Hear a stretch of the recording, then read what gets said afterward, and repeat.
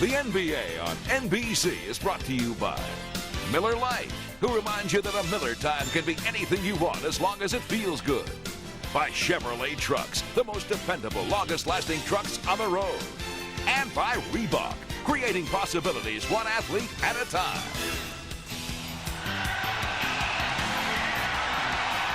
Beautiful spring evening in Chicago. Inside the United Center, here are the starting lineups for tonight's Game 7.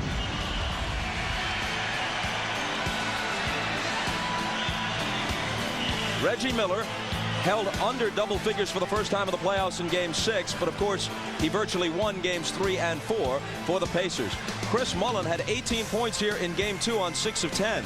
Since then, 18 points total on 6 of 23, averaging only 4.5 points a game. They need some offense from him. Larry Bird, the NBA's Coach of the Year, with his assistants Rick Carlisle and Dick Harter. Here's Phil Jackson's lineup. Michael Jordan needs just 5 points tonight to pass Kareem Abdul-Jabbar as the NBA's all-time leading playoff scorer. Kukoc in the starting lineup again, but if Dale Davis begins to get into the blocks and score early, we'll see Rodman off the bench sooner than we have earlier in this series. Phil Jackson, the all-time leading coach in terms of winning percentage in both the regular season and the playoffs in NBA history. Here's Ahmad Rashad. All right, thanks, Bob. Before the last game, I told you the whole thing about the Bulls is about closure. It didn't happen. Today, there's a lot of concern in that Bulls locker room, and mainly because of the uncertainty. Like you reported earlier, Michael Jordan told me he's only been in this situation 3 times, only 1 time successfully, which makes him feel uneasy. He also said he's feeling a lot of pressure, not so much on how he'll play, but if the Bulls will rise to the occasion. They don't have to wait long because the game is about to begin. But before that, let's go down to Jim Gray. All right, thank you very much, Ahmad. Well, Larry Bird told his team to wear their uniforms to the game. He wanted them to focus early. Then when they got here, he gave a very emotional and personal speech. He told them, guys, believe in yourselves. Believe in your dreams. We can win this whole thing. He then went on to tell them of the 1981 Celtics and his first title and the parade that the team had and what it felt like to have a whole city salute you. He said, guys, it can all be yours. I believe in you. Believe in yourselves. Mark Jackson, Jalen Rose, and a lot of the guys told me it really got to them. Bob? Jim, thanks a lot. The last time a road team won a 7th game as late as the conference finals or finals, the Philadelphia 76ers against Bird's Celtics at Boston Garden in 1982. One of 2 7th games that Larry Bird lost in 8 tries. His Celtics won 6 of 8 7th games. Chicago with the game's first possession. Pippen drives, misses on the run, and Jackson has the loose ball.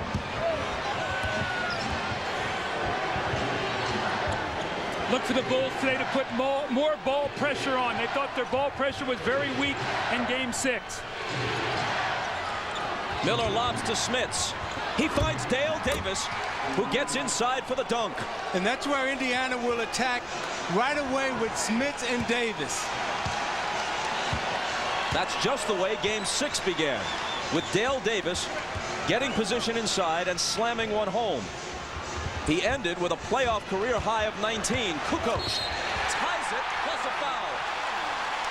You can see early in this ball game, Chicago, 2 possessions, Scottie Pippen to the basket, Kukoc to the basket. Now that was a strong finish by Tony Kukoc going to his right. I thought Scottie flipped the ball up to get away from the contact. He's going to have to go strong in this game. The officials are Hugh Evans, Dick Bavetta, and Jack Neese.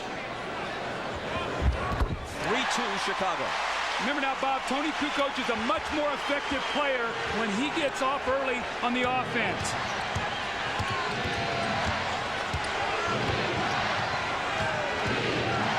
Pippen trying to thwart Jackson as he has most of the series. Smits gives it back to Jackson, who hits the baseline J. That opens the entire game up. Remember now, Pippen floats. He roams off Mark Jackson. Kukoc. Short. Rebound to Jordan. His first shot is a putback. And Chicago has a 5-4 lead.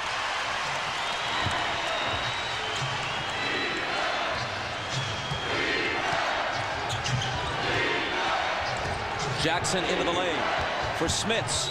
Knocked away by Longley. but Luke is hit with the foul. Now you watch the way Michael attacks this offensive rebound. He'll move Miller around, and then as the shot goes up, watch as he goes after it, goes up and puts it right back in. He attacked that rebound, Doug, like it was a hungry, like he was starving for that basketball. Michael Jordan has come out with the type of energy and emotion that Phil Jackson wanted to see in Game 5. I would say that was a pretty determined effort. That was Smith's first point, but he got the assists on the first 2 Pacer baskets. See, now 3 key players to start this game for Indiana are Mark Jackson, who has a field goal, Dale Davis, who has a dunk, and Rick Smith, who has 2 free throws. So if you're Larry Bird, you have to be happy with your start.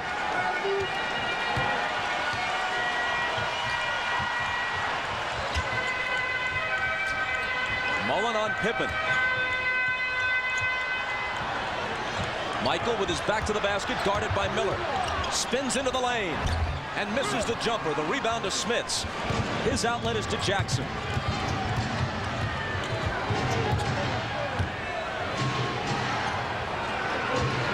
Dale Davis. Miller. On the run, scoops it up, and it rolls home for him. So Miller taking it to the hoop, as he rarely does. Here's Harper at the other end, and he's fouled.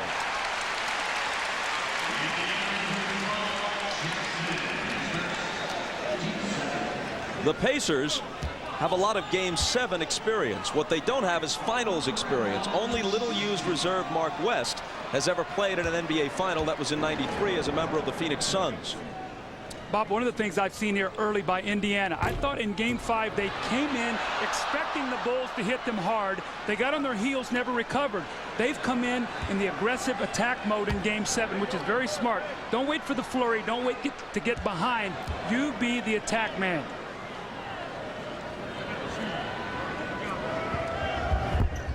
Harper misses them both, and Mullen takes the rebound. Jackson on the move. Behind a Davis screen, and now Miller. Smits. He hit 11 of 12 from the field in Game 6 and swishes his first one here. You see Smits moving Longley around. He set the screen for Reggie Miller, which gave him inside position against Longley.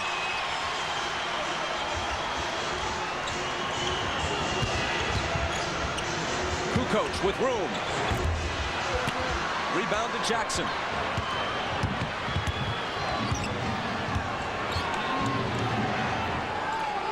Dale Davis, stronger than Kukoc, trying to back him down, and Kukoc fouls him.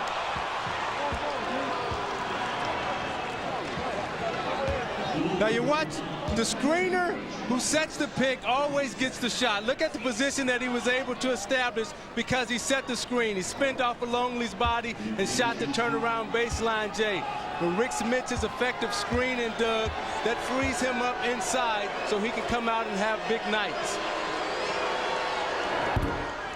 Dale Davis misses the first free throw. He's shooting 50% with that miss from the free throw line in this series, but 73% from the floor.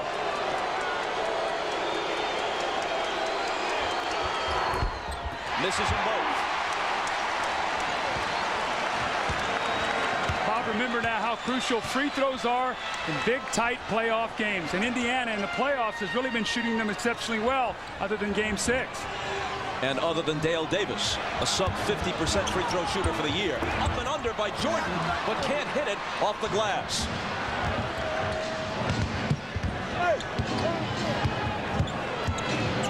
Now it's Jordan on Jackson as Mark brings it to the front court. Mullen lays it in, and Indiana hasn't missed from the field. 5 of 5. Now the Bulls throw it away. Pippen deflected it out of bounds. Still Indiana ball. You know, on that last drive, Tony Kukoc went high side, and Dale Davis sealed him, which let Mullins go to the baseline. They're so conscious of Dale Davis. And how long is Phil Jackson going to stay with Kukoc in this matchup against Davis? Davis again, good again. I think he's going to go right down to the bench right now. Phil's going to call a timeout. This is something he usually doesn't do. He has great confidence in his team, and he lets them play through these kind of moments. Phil Jackson told us yesterday that if Dale Davis gets off to the kind of start he had in Game 6 at Market Square Arena, he will yank Tony Kukoc early and go to Rodman. It's the Pacers by 9.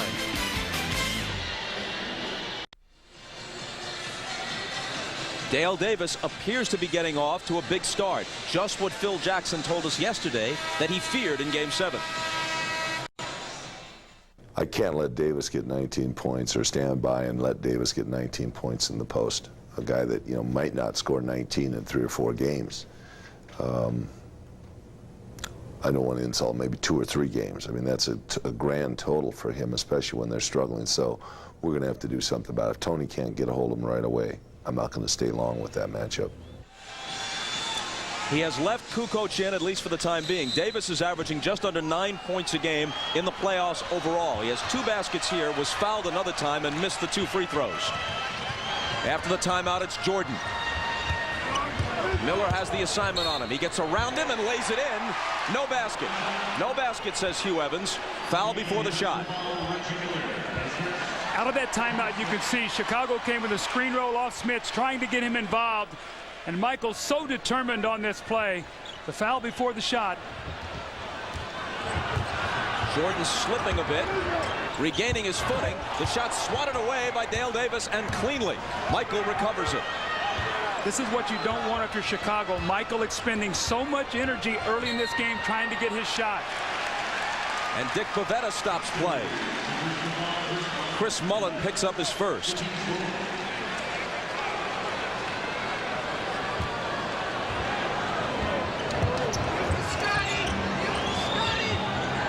Kukoc to Pippen, and now Jordan.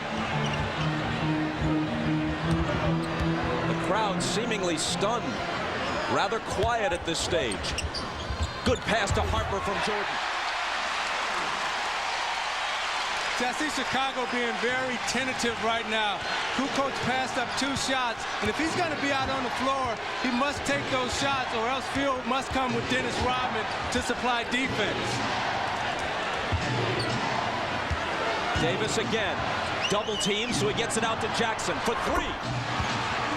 There's that play we talk about, the importance of Mark Jackson making the open shot. He's at 2 jumpers now with Scotty helping in the post.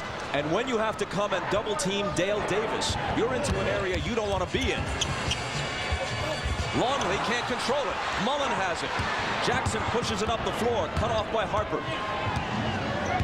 Going right back inside to see if they get the double team once again. Davis turns to face the hoop. It's Kukoc alone on it. Now Harper comes on the double. Davis hits the turnaround, and the Pacers lead by 12. See, what Indiana has done is they're softened the Chicago Bulls up inside. Now when you come with the double team, that should free Mullen and Miller up to attack from the outside. And Phil Jackson is looking for Dennis Rodman. He's not on the bench. I think he's riding the bike, so he'll be coming into the game. Kukoc with a bad miss. Here comes Jackson back the other way. Jackson to the hoop. Swatted away from behind by Pippen, who fouled him. Now, the last time these 2 teams played here, Game 5 of this series, Indiana had that atrocious stretch in which they missed 18 consecutive field goals in the first half. They are 8 of 8 from the field so far in this one. They're in a great rhythm, Bob. Everything they're doing right now, they're doing with precision. They're screening. When they throw the ball in the post, they're taking their time. If the double team presents itself, they're finding the open man. If not, that guy is pounding it in the post. They're playing a picture-perfect first quarter in a Game 7 on the road. Doug, they're a very confident basketball team. You look at Mark Jackson's numbers in this series. Look at the turnovers in the 3 losses and the turnovers in the 3 wins. That's what Larry Bird wants from him. And this Indiana team has won 3 of the last 4 in this series right here. Chicago beat them the first 2, but Indiana has pretty much controlled Chicago since then. Here comes Rodman. Back to the Chicago bench. He was back riding the bike to stay warm. They may need him any minute. Here's Pippen inside. Longley confronts him. Rather, Smits, I should say. And there's an Indiana foul. Bob, what they're going to need from Dennis Rodman is this right here. An energy lift. toughness, emotion. Remember game one, the Bulls were so flat. He came in off the bench, made tremendous hustle plays, and got this crowd into the game. And he should be able to capitalize on the offensive boards, because every time they go to Pippen and Jordan in the low post, they're coming off of Longley. Smith is coming off of Longley to double team, which should free Rodman up for offensive rebounds. Rodman in, Kukoc out. The foul on Smits was his first, and Pippen makes one of two. Rodman got a piece of it right away, but couldn't quite control it. And Bob, great balance right now for the Pacers. Everybody in the game has a field goal. Jackson, Smits. Pippen got a hand on it. Longley picks it up. Here's a 2-on-1 break. Michael to Pippen, the train. And that gets the crowd back into it. And Indiana immediately turns it over. You know, the reason why they got that turnover is because they forced Jackson to pick his ball, to pick the dribble up early in the backcourt, which created a busted play. Here's Michael trying to seize some momentum. Pippen fakes the three and drives. Contact and an Indiana foul. A careless turnover from Rick Smits leads to this. A 2-on-1 fast break. Michael Jordan, and you get Scottie Pippen with the big slam. And then the careless inbounds play. Reggie Miller just took his eye off the ball and it goes out of bounds. Those are all momentum energy plays, and you cannot make those kind of mental errors in a game of this kind of magnitude. Now, Bob, with that said, Larry Bird is going to have to be very smart today using his timeouts. Anytime he feels a surge, he's going to have to stop it.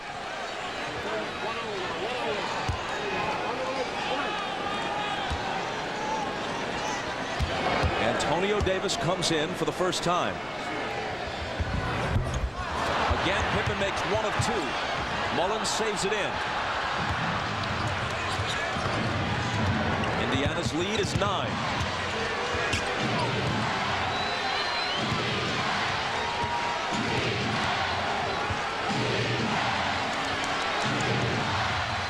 Antonio Davis pops the jumper, and it goes in and out. Longley has it.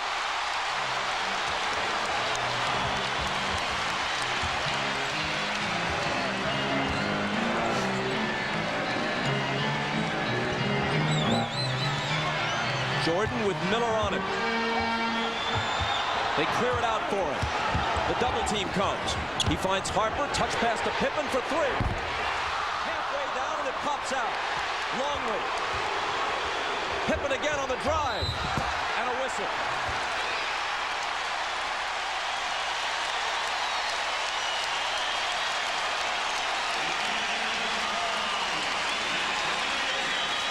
The foul on Antonio Davis is first.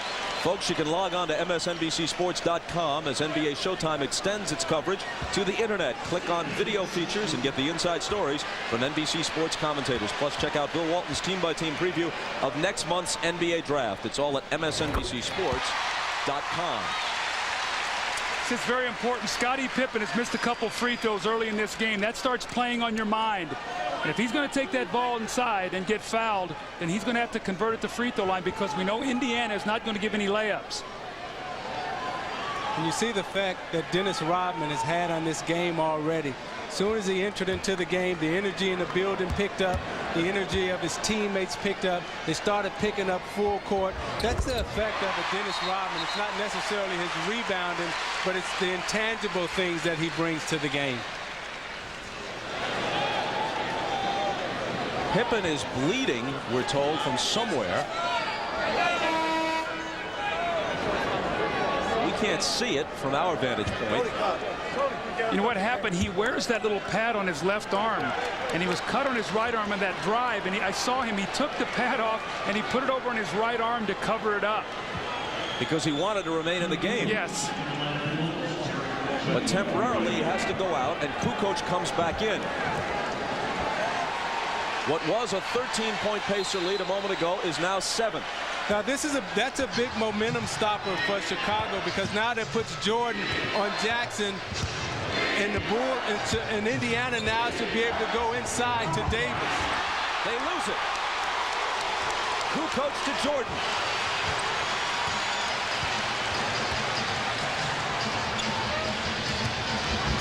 Harper tripped and fouled.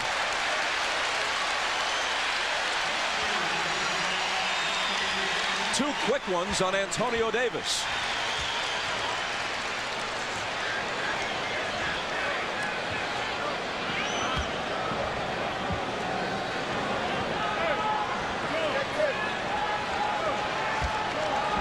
Harper taking his time walking to the line. A chance to make this a 5-point game. Bob, in a game like this, there's going to be a lot of ups and downs. You're going to have your moments. Teams are going to make their little runs. You've got to keep your composure. Larry Bird told his team during a timeout, this is not a 5-minute game. This is a 48-minute game. We're going to have to play that way the entire night. So take these little surges and play through them with poise and patience. 1 of 2 for Harper, and here's Ahmad.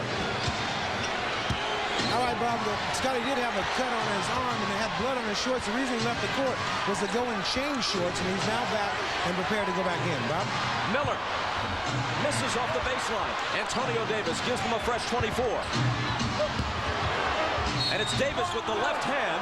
The shot doesn't fall, but he was fouled. That's a big foul because that's going to be 2 on Luke Longley. We know the presence of Longley inside.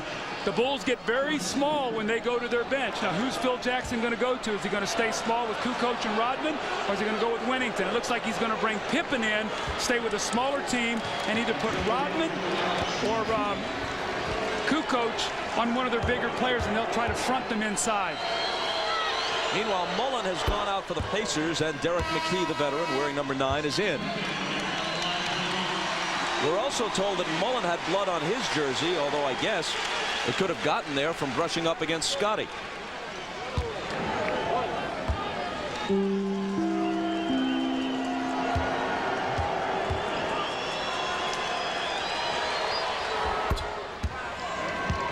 Pacers by 8.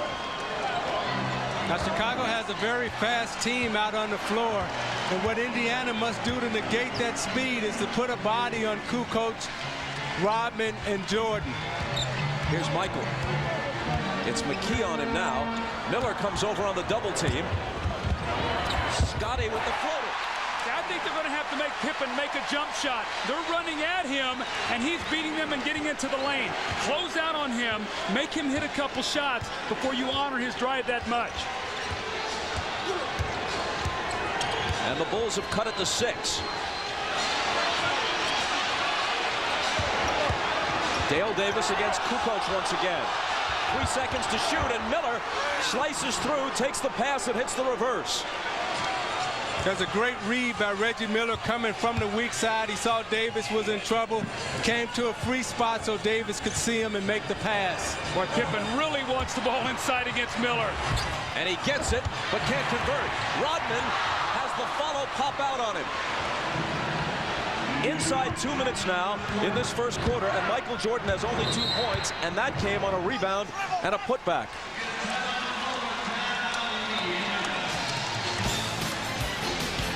Now you watch Scottie Pippen in the low post. As he gets it, he fakes, and he uses his speed to go around Miller with the extension right over Davis's fingertips. Now you watch Reggie Miller on the weak side. Always moving, always moving. Ron Harper turns his back, can't see him, gets out of his vision, makes the back cut for the layup. Indiana's apparently going to make this Game 7 a memorable one. You're watching the NBA on NBC. Scottie Pippen has gotten off to a great start for Chicago. He's only taken really 1 perimeter jump shot, and you can see him rattle the 3 in and out. What he's doing is driving that ball to the basket. This was the first play of the game. He flipped the shot up there and missed it. But look at the aggressiveness on these drives to the basket. His shot chart, everything is in the paint. He's taken 2 shots outside and missed them. But more importantly, he shot 6 free throws. They must back off of him, Bob, and make him make a couple jump shots. The Bulls as a team are 5 of 15 so far. Indiana 9 of 11.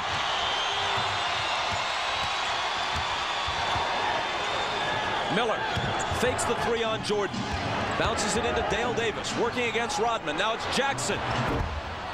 Missing on the three. He had hit one earlier.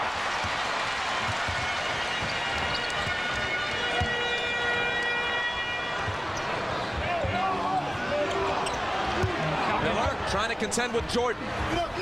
And Michael's jumper in the lane is short. Bobby's only 1 for 5 now. Jalen Rose in for the first time. Scott Burrell covering him, also making his first appearance. Davis over Kukoc, not this time. Rodman has the rebound. Pippen stutter stepping on the run. Doesn't get the roll, has his own rebound. Misses that one. One more try and a crowd and a foul. Pippen's really struggling a little bit with his outside shot. You know, he said earlier this week that he just didn't feel comfortable, and you can see him trying to get to the basket, passing up the little 15-footer, then fighting it, not really having to touch around the goal, but he stays with it. You know, a lot of times you can get your rhythm by going to the free throw line, and that's what Scotty is trying to do, get his rhythm at the free throw line, so therefore it would translate into his outside jump shot.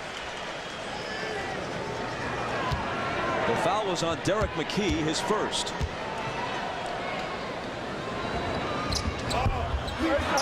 One of two. Pippen 5 of 8 at the line so far.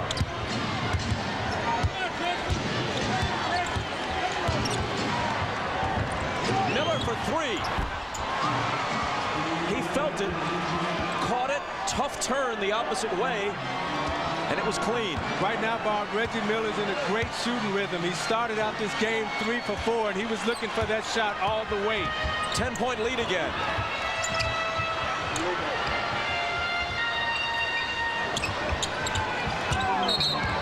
And Kukoc is fouled by Mark Jackson. 2 on Jackson. This is a set play. Reggie Miller on a little zipper screen coming to the top. That's a tough catch. You're going away and you turn and you square. That's great footwork and a follow through in the shot. I think Indiana's going to have to start using a little bit better judgment here, Bob. They're so aggressive in this first quarter. They're fouling out on the floor right now and putting Chicago to the line, I think, needlessly. So maybe back off a little bit, play a little softer on the perimeter, and channel a little bit of that enthusiasm that you have right now. Pacers have had 10 fouls called on them in this quarter, double the limit. Bulls, meanwhile, with 4 team fouls. But see, I think Larry Bird will live with that because he wants his team to come out and be aggressive. And when they're aggressive, you know, they play much better. As you can see, they have the lead right now. Looking to take it back to 10 before the first quarter ends. Miller, Rodman up on him. Pass in the lane to Davis. Little jumper, off. Loose ball, grabbed by Rodman. Heaves it at the horn. And after one, the Pacers, who are up by 13 at one point, lead by 8.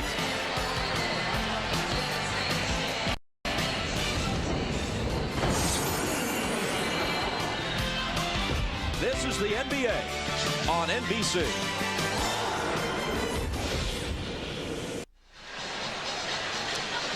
Indiana with an 8-point lead, and they've done it on the strength of what Isaiah said, going inside, finding gold in that paint. 5 of their 10 field goals in the painted area, 2 threes by Miller and Jackson to keep the floor nice and spaced. And points in the paint the last 2 games. You see in game 5, the Bulls plus 30. And then the great defense by the Pacers on the inside in game 6, only a 2-point differential. Big games are won in the paint. Dick Harder off to the side of Larry Bird. There you see the veteran assistant. He designs Indiana's defense, one of the best in the league. Jalen Rose back in, along with Davis, McKee, both Davises, Antonio and Dale, and Travis Best for the first time as we begin the second quarter. Michael begins it on the bench for Chicago. Here's Steve Kerr in, guarding Best. Best went around him for the game-winning basket on Friday night at Market Square. Here's Rose cutting inside of Burrell and drawing the foul. And what Jalen did was very smart right there. He took a look at the shot clock and didn't settle for the jump shot. Drove it to the basket with his right hand. Burrell cut him off, and then he spent back to his strong hand, which is his left hand.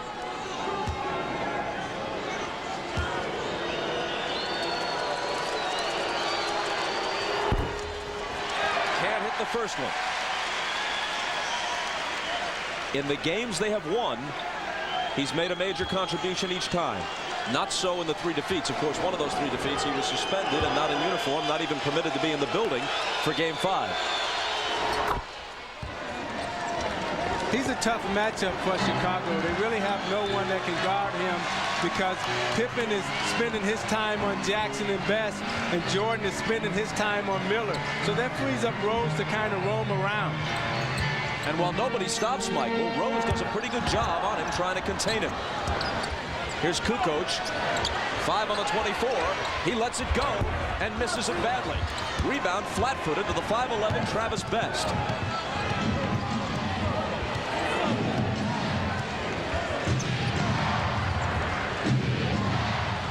Here's McKee, left alone. The 20-footer spins out, and Pippen has the loose ball. He pulls up and takes a 3. Misses it. Followed by Kukoc is there.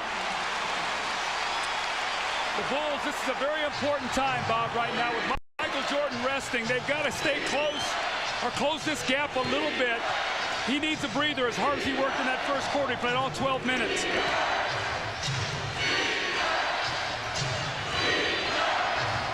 Rodman on Antonio Davis, who puts it on the floor.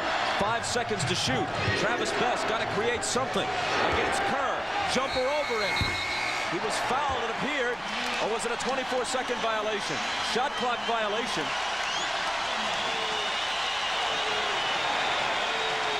I thought he had actually beaten the clock and got it off in time.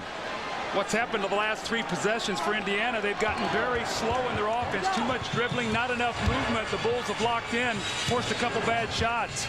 See, the way Chicago is going to have to cut into this lead is through transition and turnovers, or Steve Kerr is going to have to make an open shot. Here is Kerr, foul before the shot. Kerr played 14 minutes in Game 6 and managed only 1 shot from the field, which he missed. He's averaging less than 3 points a game in this series. See, with this group on the floor, Pippen pulls up and he takes a long J, but Kukoc is there to lay it in, and that's the way they must score against this lineup because they're very thin inside right now. As the Bulls put it back in play, there's a nearly immediate whistle. Derek McKee hit with his 2nd personal.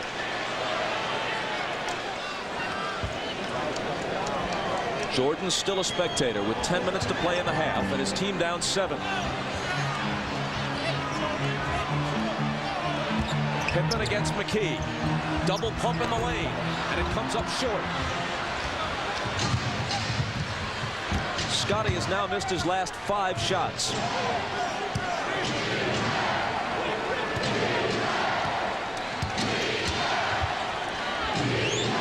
Dale Davis. Burrell trying his luck on him defensively. And play is stopped before he can make his move. 9 minutes and 32 seconds to play in the first half. Indiana by 7. The NBA on NBC is brought to you by Gatorade Thirst Quencher. You either have it in you or you don't. Life is a sport. Drink it up. By Jeep, makers of the Jeep Grand Cherokee, Cherokee, and Wrangler. And by Gap.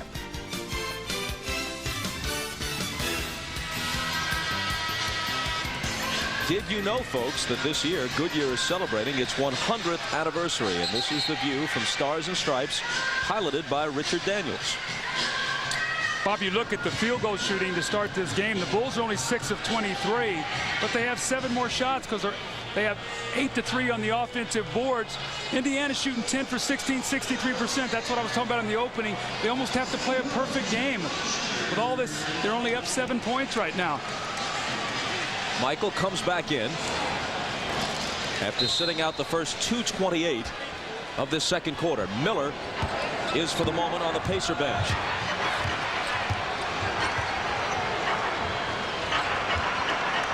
Antonio Davis against Rodman. Jumper over him. Won't go. And Dennis clutches the rebound.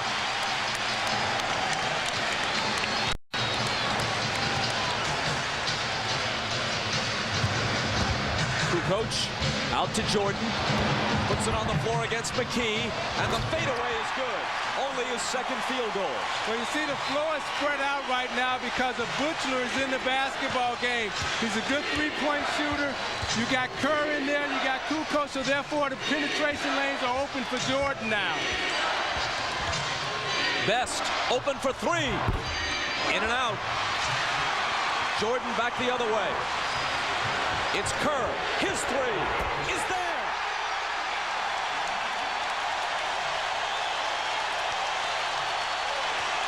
The all-time career leader in three-point accuracy has been having a very quiet series, but a big bucket there that brings them to within 2 after they had trailed by 13.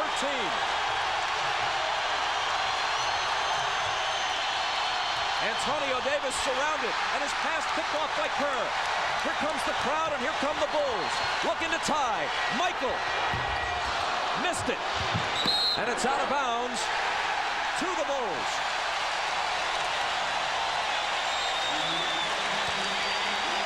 The Pacers offensively are standing around right now. They're trying to take advantages of mismatches. There's no movement in their offense right now. And the Bulls are giving help and getting back, getting into the passing lanes. And then now running out. Steve Kerr with a big three there to help his team. More importantly, to help his confidence. So with that, they bring Smits back in. Jordan splits the defense and ties the game.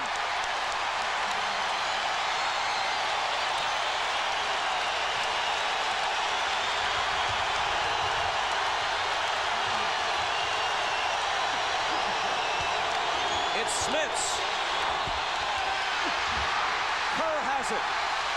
And now the Bulls look to take the lead.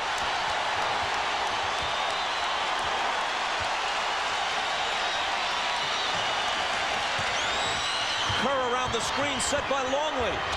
Dumps it off to Rodman, who'll be coming to the free throw line.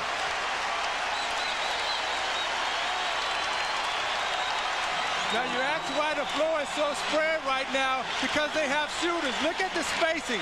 Look at the driving lane. There's no one there to impede his progress. Now Michael knows that he has shooters out on the floor right now. Penetrates, drops it to Kerr for the three. Meanwhile, the last foul was on Antonio Davis, which is his third. Now you watch Jordan inside. The double team is late. Why? Because now there's shooters out on the floor, which allows Jordan enough time to operate inside.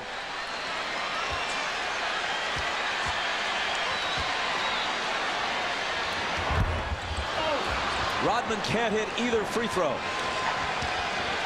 Jordan, by the way, has passed Kareem on the all-time playoff scoring list. He's number 1 now. Rose. A seemingly fearless player, even at the height of playoff pressure.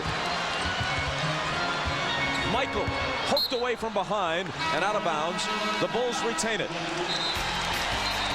But first a timeout with 6:56 to play in the first half.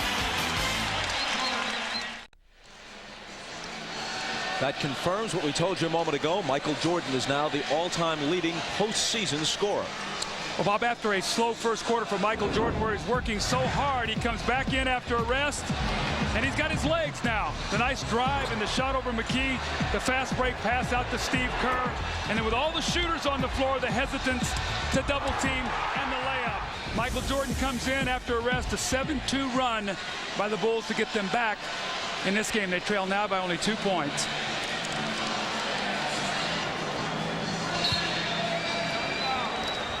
Hugh Evans hands it to Michael. Into the lane he goes. Ball knocked loose. He recovers and forces up a shot as a whistle blows, and he'll come to the free throw line. We know the NBA Finals will start on Wednesday at the Delta Center. Will it be the Pacers or the Bulls? As the opponent for Karl Malone, John Stockton, Jerry Sloan, and the Jazz. A rematch, or for the first time will a former ABA team make it as far as the NBA Finals? The Nuggets, the Spurs, the Nets, and the Pacers, the 4 teams that came in with the merger in the mid-70s, all have had stretches of success, but they have never, none of them, reached the NBA Finals. Smits reaches the bench after being yanked with his 3rd foul. The importance of that Pacer bench. Michael Jordan, nobody blocks him out. The best player in the NBA. He follows his shot up and gets the 3-point play the hard way. The Pacer bench today, so vital in their success, only 1 of 5. And after trailing by 13, the Bulls now lead by 1. Best into the lane and hold on. There's a Chicago foul this time.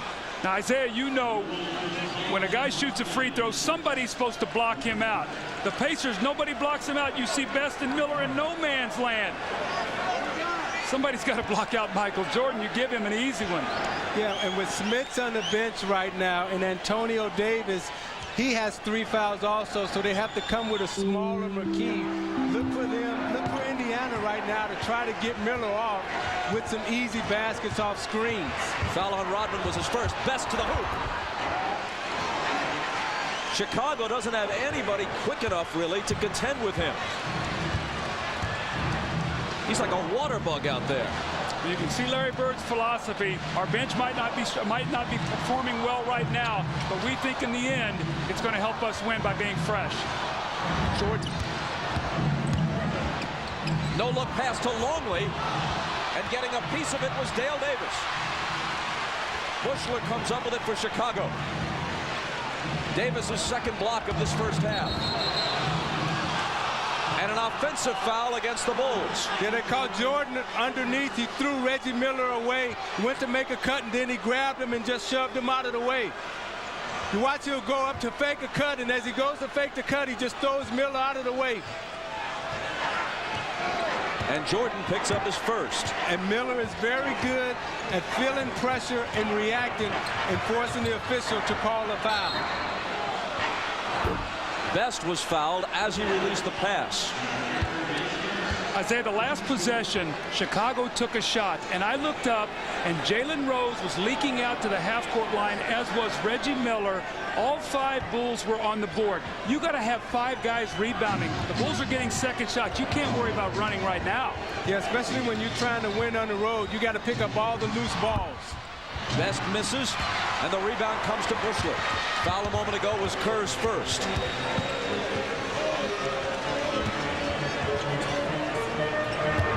Kerr from Michael. Gets his own rebound and is belted by Best.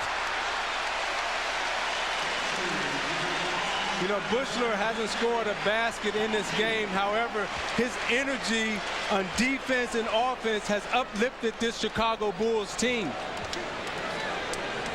I was reading an article about Jud Bushler yesterday where he hasn't played in 2 months, and he just said, I hope Field turns to me on the bench and give me some action because I think I can help this team. Foul on Best was his 2nd. Kerr nearly automatic from the free throw line, hits the first. Scotty comes back in, and Longley departs.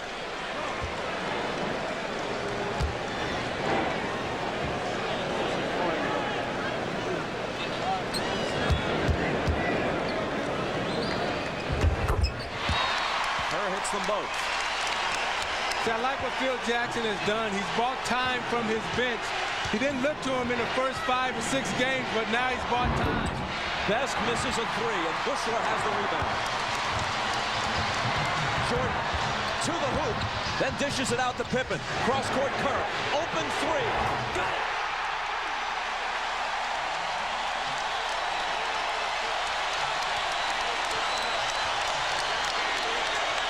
A 17-point swing since the first quarter. Chicago by 4.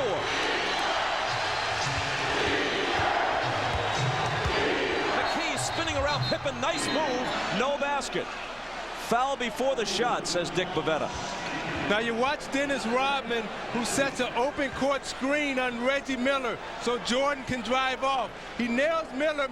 Miller falls down, is slow getting up, and they swing it cross court to Kerr, and he's wide open for the J. Miller is late in getting back, and he nails the 3. He can't nail the free throw.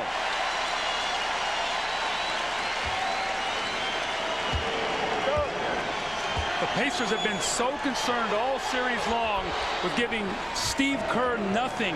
And today he's hit 2 big threes and gotten to the free throw line. And 8 big points off the bench now for Steve Kerr. Michael in the lane. The Bulls by 5. And Jordan into double figures with 11. See, everything's open right now. The cuts are crisper. The passes are short and quick and tight, which allows Jordan room to move. Jordan up on Reggie. Working on him. Shooting it against him and getting the roll, but an offensive foul perhaps. They take the basket away. The Pacers thought they might have gotten a three-point play if the call had gone against Jordan, but no. You see Miller trying to draw the foul. Jordan is on him like a wet blanket. And Miller jumps right into him, creates the contact, and Dick Bavetta is right there to call the offensive foul.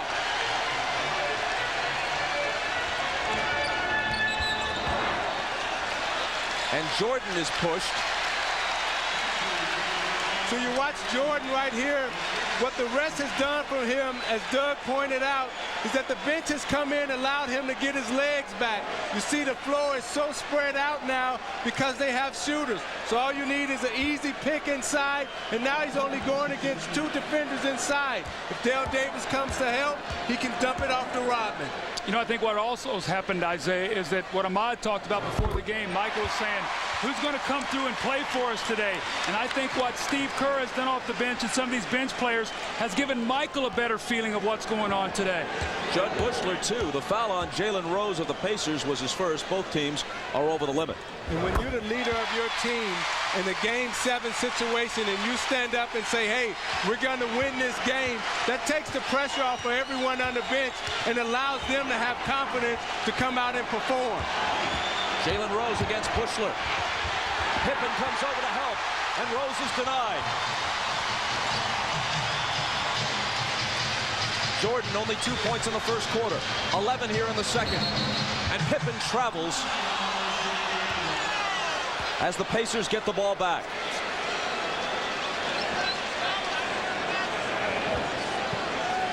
Chris Mullin, after a long stretch on the bench, is going to come back in for Indiana. Not until the next whistle. Here comes Jackson. Lobs it up there for Davis, and Rodman breaks it up. But Jackson is there to grab the loose ball. Miller all alone for 3. And it misfires. Harper, Scotty to the basket. Loose ball chased down by Jackson. Swings it cross court to Miller. And Dale Davis couldn't latch onto the pass. But apparently Bushler touched it, and Indiana will have it when we come back. I'm Hannah Storm in New York. Coming up on the Prudential Halftime Report, we'll be joined live from Utah by 2 key members of the Western Conference champion Jazz, Brian Russell and Howard Isley. They await the winner of the Bulls and Pacers in the NBA Finals beginning Wednesday night in Salt Lake City. We'll also bring you highlights of an excellent women's team representing the United States in the World Championship of Basketball. Right now in Chicago, the Bulls lead the Pacers in Game 7, 40-33. That's a 20-point turnaround from when Chicago trailed by 13. As we send you back to Bob Costas. And from Hannah Storm to Michael Jordan as we listen in on the Chicago bench. All right. We just got to be aggressive. We got to keep going at them. Hey, there's 2 minutes and 51 seconds left in this quarter. Finish the quarter strong. Come on, let's go. Bob, I'm ready to play. Put me in. Michael Jordan with great leadership there, and all one-on-one for Indiana this entire quarter. They're 4 of the last 17. They've only scored 6 points, and the Bulls are feasting on them right now defensively. The reason why that is, Doug, they have no inside presence. They're trying to establish it right now with McKee. Rodman will be nailed with a goaltending call, but he got it out of there pretty emphatically, didn't he? Yes, he did. You see, with Davis and Smits, for the Pacers in foul trouble. You see there's no inside presence now of someone there that can score. So therefore, Chicago's speed is able to take over, and they have 10 offensive rebounds to Indiana's 1. Jordan putting the moves on McKee and putting the ball in the basket. Big time right here for the Pacers. A little over 2 minutes to go. The Bulls up 7. You know that they'd love to push this to double digits by half and send them in on a downer. Miller on the move and fouled by Harper. After hitting their first 8 from the field, Indiana's gone cold. Michael Jordan got off to such a slow start. He comes back in the second quarter. The rhythm is back, the bounce in his step. It's given his team such an emotional lift in this quarter. After he was hit with the foul, not Michael Jordan, but Ron Harper picks up a technical. Michael's expression is one of annoyance directed at his teammate. Not now, don't give him a free point. Mullen steps up, swishes the free throw on the tee. And here's Ahmad. All right, thanks, Bob. When we came out of that last time out, you saw that conversation on the bench. Michael starting getting animated, telling the team, come on, let's go. Let's finish up this next quarter. Well, in the first quarter, there was no conversation whatsoever. So as you can see things changing, I think it's all on the shoulders of Michael Jordan to get his team involved emotionally. Bob? Thanks, Ahmad. Indiana picks up 3 points at the free throw line. 1 by Mullen, 2 by Miller. And they're back to within 4.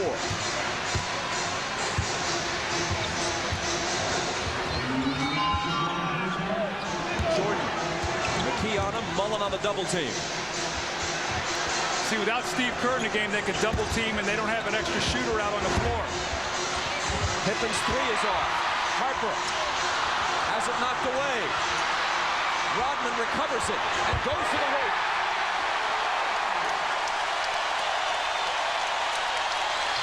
Bob, remember in Game 6, the Bulls were down 10 right before the half, and they closed to within 3. Let's see if the Pacers can do the same. Dale Davis against Rodman, tries to muscle it up. Jordan came over to help, and Davis was fouled.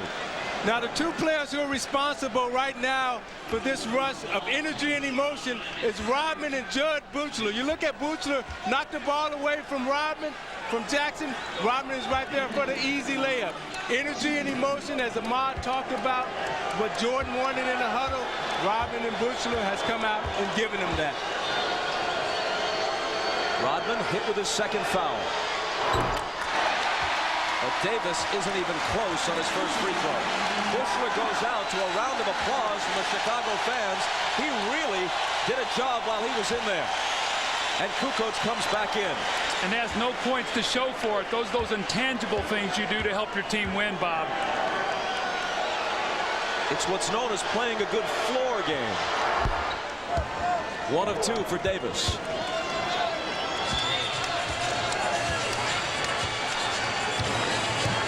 Bulls by 5.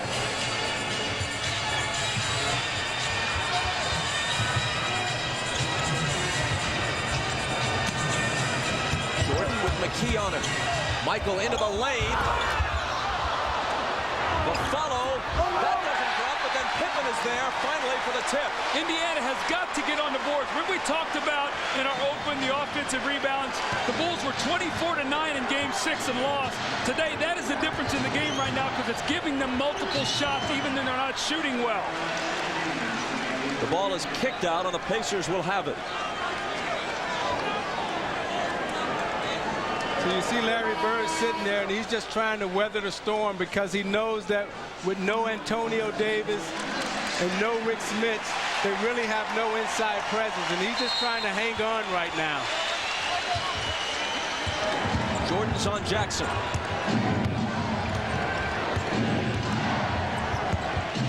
Miller, contact with Burrell, no call. Reggie fires and hits the 3.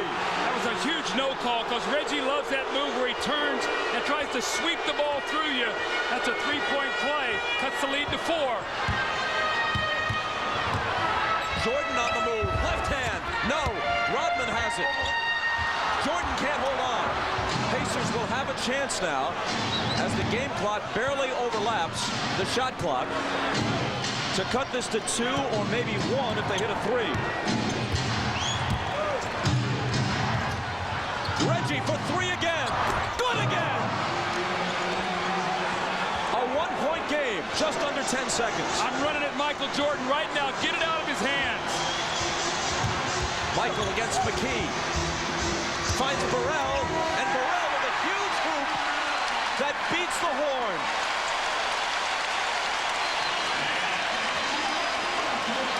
Jordan and Burrell are both arguing. Jordan talking about a previous possession where he thought he was fouled. Burrell thought he might have gotten a 3-point play on that last hoop. You see, Doug, you talked about going to double Jordan, but he's so smart, and he sees the floor so well. You see Burrell goes up, hesitate, takes the double pump, and the hit from Dale Davis, but they don't call a foul. And you see Michael Jordan going right at Hugh Evans, wanting a foul. He said, hey, I was going up and he knocked it out of my hands. That was a foul. Whether it's Hugh Hollins or Hugh Evans, no matter the hue, the Bulls apparently are seeing red. Their lead is cut to 3. Stay tuned for the Prudential Halftime Report coming up after these messages. You're watching the NBA on NBA. Late threes brought the Pacers back just before intermission. Michael Jordan 6 of 13 overall after a 1 of 5 start in the first quarter. Back with Doug Collins and Isaiah Thomas, Bob Costas at the United Center. Now, since 1982, when the Sixers won a Game 7 at Boston, home teams are 24-2 in Game 7s in the playoffs. But the Pacers are determined to make a game of this. They led by 13 at one point. Then after falling behind, they close it to 3 at the half. Bob, Dennis Rodman, a real key, came off the bench. The Bulls were down 20-8. This crowd was out of the game. He gave them a huge lift. The Bulls outscored them 40-25 with him on the floor. I thought he was the difference. Zeke. And when the Pacers lost Rick Smits and Dale Davis, when they went out of the lineup with foul trouble, that really hurt the Pacers inside. Smits must establish himself and get back involved in this basketball game. Which brings us to the Miller Lite halftime stats. Well, the real trend that jumps out of you for the Indiana Pacers, Reggie Miller off to a great start. You see he's 4 for 7, 3 of 3, 15 points. But for Chicago, look at the offensive rebounding, 15-1. That led to 15-1 second chance points. But more importantly, Bob, the Bulls shot only 38%, but because they got 14 more field goal attempts and 6 more free throw attempts, they're leading this game. And when you look at the Pacers, Reggie Miller has brought his A game tonight, stepped up with 15 big points. But the guy that you didn't see up there was Rick Smits. You look at Reggie Miller's shot chart. He's 5 of 7 from the field, even has 2 layups. That's difficult for Reggie Miller to get into the lane. Now, Michael Jordan started slow, but finished strong with 15 points. But the 2 people that you don't see up there is Jud Buechler and Dennis Rodman, who allowed Michael Jordan to go inside and get those 4 easy field goals. The 2 road teams that have managed to win a Game 7 in the playoffs since 1982 both did it in 1995. Houston at Phoenix, and Indiana was the other at New York. Ahmad Rashad back at the United Center with the Bulls lead it by 3. Phil Jackson told his team defensively they got to do a better job controlling the big men, especially Dale Davis, who's hurting him. Also, Reggie Miller getting too wide open coming off screens. On the offensive end, they said Reggie Miller has 3 fouls. What they want to do is post him up and go right at him. Now for the Indiana story, let's go down to Jim Gray. All right, thank you very much, Ahmad. Well, Larry Bird told his team they're very fortunate to be down by only 3 points. Very unhappy with the offensive rebounding, 15-1. Said 24 points coming in the paint against us on the defensive end is just unacceptable for the second half. He wants to keep Rick Smits and Antonio Davis in the game aggressively without picking up fouls. And finally, Mark Jackson gathered the group together and said, hey, guys, we're going to win this game. Bob? They start the second half with the ball, Jim, and it's Mullen bringing it out of the backcourt against the defense of Jordan. Puts it behind his back on it. Into the lane for Miller, and Reggie Miller with a little flip move brings the Pacers back to within 1.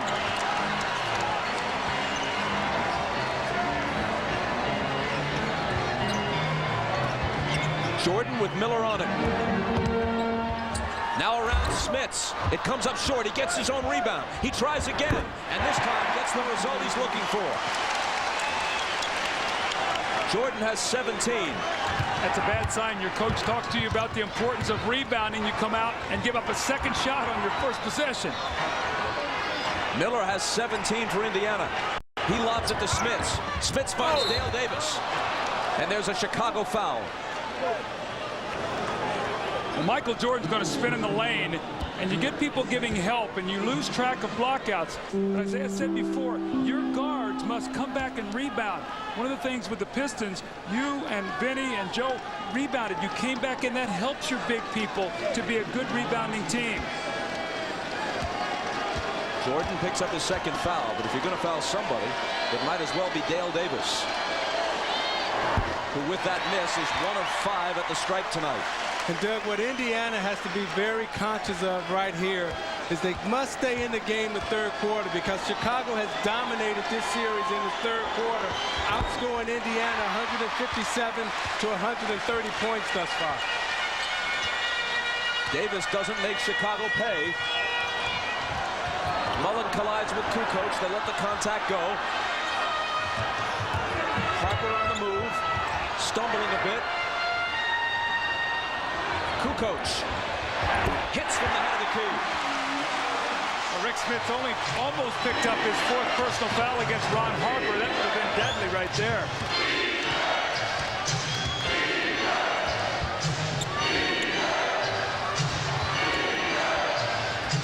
Mullen out top. Jordan's on him. Deals it out to Jackson. 5 on the 24. Smith's double team. Jackson will take a 3, and he'll put it down. Now Jackson lined that 3 up before he took it. He had picked up his dribble, wasn't able to get it off. Then he got a second look at it, lined it up, and knocked it down. 2-point game. Kukoc again. Good again.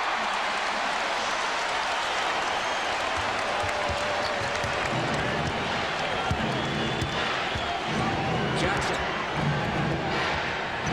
goes to work on Pippen. The floater won't go. Hit the back rim.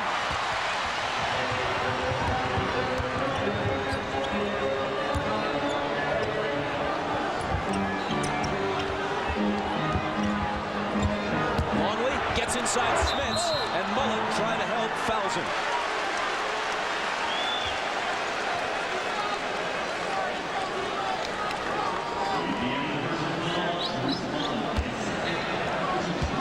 On the left, Commissioner David Stern and his wife Diane. And to the right, Rod Thorne, the guy who metes out the discipline in the NBA. Russ Granick, David Stern's top deputy, was immediately in front of Rod Thorne. There is Granick, who has some difficult days ahead trying to hammer out a new labor agreement. Luke Longley had been 14 for 14 in this series. That's his first miss at the free throw line. Gets the second one. Now, if you notice what Scottie Pippen is doing, he's taking a quick look over his shoulder to see where Reggie Miller is at, because he's trying to force Jackson away from Reggie Miller.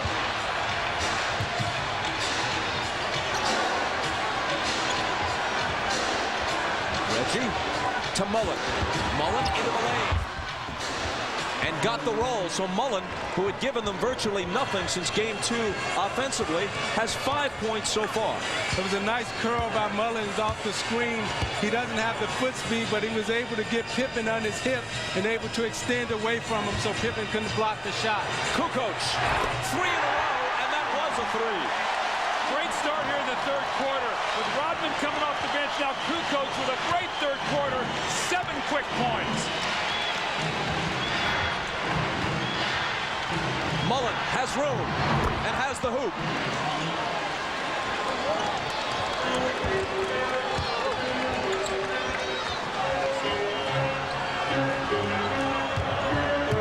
Longley screening for Jordan. Harper into the lane. The little hook that rolls around and spills out. Hanging tantalizingly on the lip like a putt that won't drop. Miller, another 3. Got it again. What a great screen, though, by Smith. Scottie tried to get up to the inside. Smith adjusted his position. Reggie's getting a lot of open shots today. Now, you may ask why Mullen and Miller are wide open right now. That's because Smith and Davis are in the game. Pippen was surrounded and fouled. The foul is on Mullen. Isaiah, what you're seeing also here in this quarter is more movement. Reggie Miller off the basketball. They're screening. They're moving. In that second quarter, they got stagnant. They started playing one-on-one basketball. Jordan deals it out to Harper. Kukoc feeling it. And Ryder, his second consecutive three. His fourth straight field goal of this quarter. See, Kukoc wanted that ball earlier. He was screaming at Harper, give it to me, because he was standing open in the corner. Jackson into the lane. Jackson to the hoop. Won't fall for him. But there's the rare Indiana offensive rebound by Dale Davis. And he's fouled, which is a mixed blessing because Davis hasn't been able to do much with his free throws. If, in fact, that was an active shooting foul, which it may not have been. They may inbound from the side.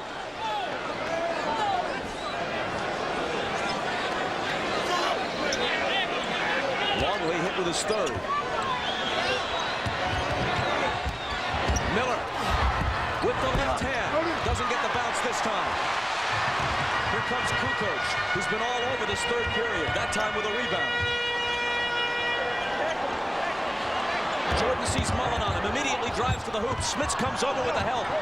No foul call. Jordan gets it back, and now they blow the whistle. Mark Jackson picks up the personal, and we step aside for just a moment. Miller Genuine Draft presents even more basketball. It's been all Tony Kukoc in the third quarter for the Bulls. Little jump shot at the top of the circle. Spots out and hits the open three-point shot. Swings it to the other side for the three. And he says, I'll go to the corner and get a three. 10 of the 13 points scored by Tony Kukoc in this quarter. And in recognition of this look inside the game, Miller Brewing Company will donate $1,000 to the Thurgood Marshall Scholarship Fund.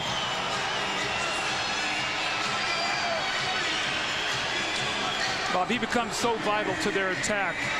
When he scores, he just frees up so many other things because now you can't focus so much on Michael Jordan. Dennis Rodman has been riding the bike down in the tunnel. He'll be back soon, we would guess. But not for Kukoc as long as he stays this high. Here's Pippen with the fadeaway. And Scottie Pippen nails it. Remember at the top of the game we said Michael Jordan can't win this game by himself. He needs help. Well, he's getting a lot of help today. 17 from Kukoc and 13 from Pippen. Miller on the drive, and a foul is called. It'll be Indiana ball from the side, giving us a chance to check in with Jim Gray. All right, thank you, Bob. Well, Larry Bird during that timeout told his guys, you're right there on the cusp. Keep playing at this pace. He's very pleased with the effort. Likes the offense now where guys are setting screens, creating open shots. Defensively, he says they won't continue to hit at this pace. Bob? The foul on Harper was his second. Miller lobs for Smits, who's been rather quiet. Draws a double team, and Pippen, reaching in, picks up the foul. It's his third. So they got to get Smits involved right here. He's only taken 2 shots in this game, so they're trying to get him in the low post. You see Scottie Pippen come with the late double team, reaches in and gets called for the foul.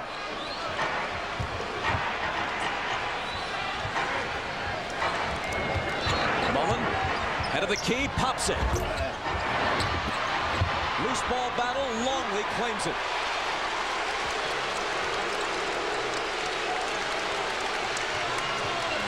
Jordan, Smits takes him on a switch. No matter, he shoots it anyway but misses. Mullen out to Jackson. Miller returns it to Mark Jackson, who's guarded by Pippen. Smits against Longley. When Pippen comes over, Jackson is open, but fires it long. And Jordan is there to collect the carom. No look pass to Kukoc. Davis got up on him, denying him the shot opportunity. Here's Pippen. Mullen pokes it away and out of bounds with 9 on the shot clock. Luke Longley has been terrific in this game. He's pushed Smits off the block. You're not seeing the deep post position he got in Game 6. He's working so hard bouncing that ball. He's getting no rhythm. See, what they did in Game 6 that was effective, Doug, is they kept Smits on the move coming off the screens. Kukoc with the head fake. Cross court to Harper. His jumper. Spins out. Loose ball battle. It comes to Jackson. Mullen with a good look. But can't hit the three. Jordan now says, let's slow it down a little bit. They move inside 5 minutes.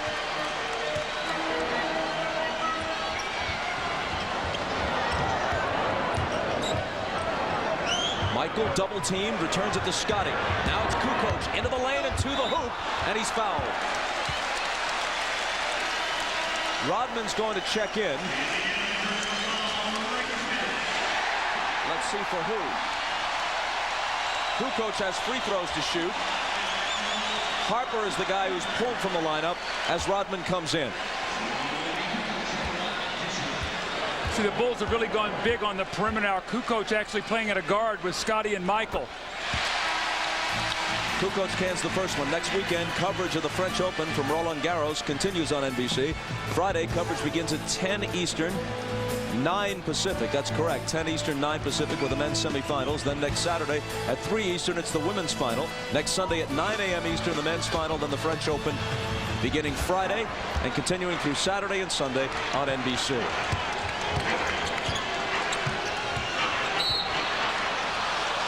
Dick Bavetta whistles play to a halt after Smith sat down with his 4th foul, and now Pippen picks up his 4th. The ball pressure today by Scottie Pippen is very reminiscent of the games 1 and 2. He's really working up the floor on Mark Jackson, making him use a lot of clock. And Bob, what you're seeing is he's trying to find out, Scottie Pippen, where Reggie Miller's coming off the screen and pushing Mark Jackson to the other side of the floor so he can't deliver him the ball. And you notice, Doug, when Scottie Pippen pressures Mark Jackson like that defensively, it usually struggles offensively. So let's make sure we take a look at that to see how Pippen plays down the stretch, to see if he's worn down any.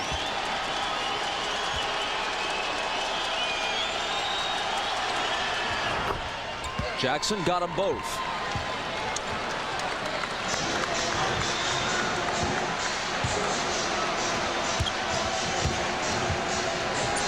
Pippen with Jackson on it. Scotty's jumper, no good. And the rebound grabbed by Antonio Davis.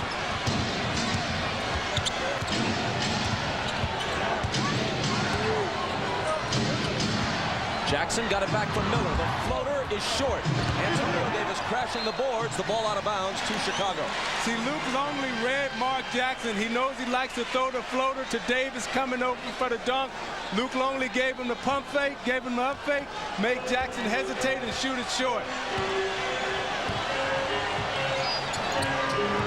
Kukoc has it knocked away and stolen by Miller. Foot race for Jordan. Reggie is fouled by Michael, who reacts with a disgusted display, thrusting both arms into the air. See, I think that time the foot speed of Michael Jordan caught Reggie Miller, and he just threw him off balance a little bit. He took a swipe at the ball, but I don't think he touched anything. He cut his feet, so he really couldn't extend and get up. So I think that was a smart play by Jordan. Just so the Jordan fans hold those cards and letters, I said it was a display of disgust, not a disgusting display. You see what he did right there? He just took the feet out from under Reggie Miller so he couldn't plant or jump. Now with Kukoc's great shooting in this 3rd quarter, it's still a 3-point game. That's where we were at halftime. That's what Larry Bird is trying to continually tell his team. We're still in there. Michael poked away on a foul. Now Mullen has 4 fouls. Penalty in effect for both teams. See, Jordan recognized that time that the next foul would get them in a penalty, and he wasn't going to give that basketball up. He's going to take it in and force someone to foul him.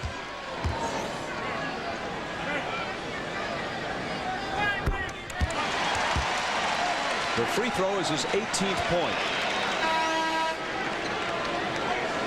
Reggie Miller leads everyone with 22. Just as it was difficult, Pippen going out and Harper coming back in, to imagine the Pacers winning Game 6 with so little from Reggie Miller, and somehow they did it. How are they going to win Game 7 with Rick Smits giving them next to nothing offensively? Jordan misses the second one. So Rick Smith in this series is only giving him 10 points on the road, and at home he's giving him 21.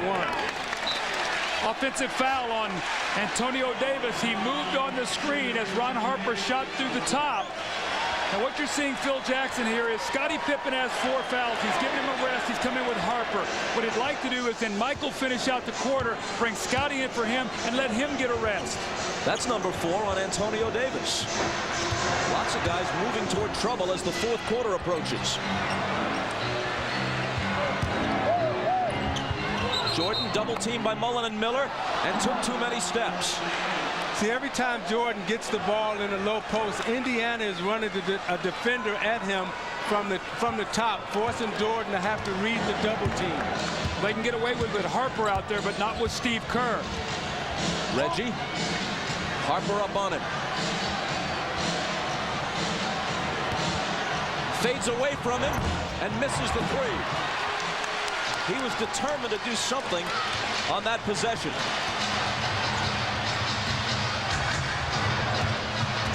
Here is Jordan to Kukoc, who's been on fire and stays that way. 21 for Kukoc. And it's back up to 7.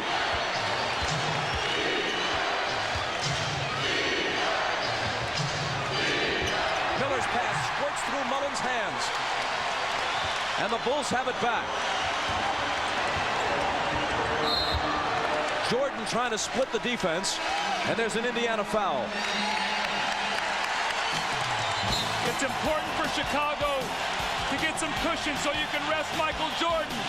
Michael has great confidence in Tony. He's come through in this quarter, hitting big shot after big shot. And this is what you have to do to defend your championship. 2 minutes and 17 seconds remaining in a third quarter that has belonged to Tony Kukoc. 5 of 5, 14 points. The NBA on NBC is brought to you by Miller Lite, who reminds you that whenever you feel good, it's Miller time. By Acura, the true definition of luxury. Yours. And by the irresistible taste that makes you say, did somebody say McDonald's?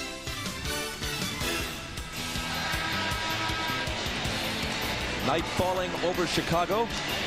The shot from the Goodyear Blimp Stars and Stripes provided by pilot Richard Daniels, and we thank him and the folks at Goodyear. Tony Kukoc has been so good today. Big third quarter. See 14 points, 21 for the game. And what he's done in this series. He got off to a slow start, only 2 for 11. But look at the series that's gone on, how he's picked up his play. Only 7 shots in game 6 and 10 points. We talked about on the opening how important it was going to be for Michael Jordan to get some help. Tony has been terrific in his third quarter. Jordan sent to the line after Dale Davis's second foul and a second consecutive free throw miss for Michael. You can see the top 3 scorers for Chicago, what they've done today. The importance of Pippen and Kukoc. Look, they've combined for 34 points. And you know Michael now will be rested and ready for a strong finish if needed. And Doug, he's done an excellent job of passing out of the double teams. He's been double teamed in the low post 11 times, and each time he's made Indiana pay. Best is on the floor for Indiana. Kerr is guarding him for Chicago. Last 2 minutes of the third quarter now. 5 on the shot clock. Got to do something and got to do it quick. 3 seconds to shoot. Miller on the run. Rebound out of bounds. Rodman upset that he couldn't control it. And the Pacers will have another crack at it.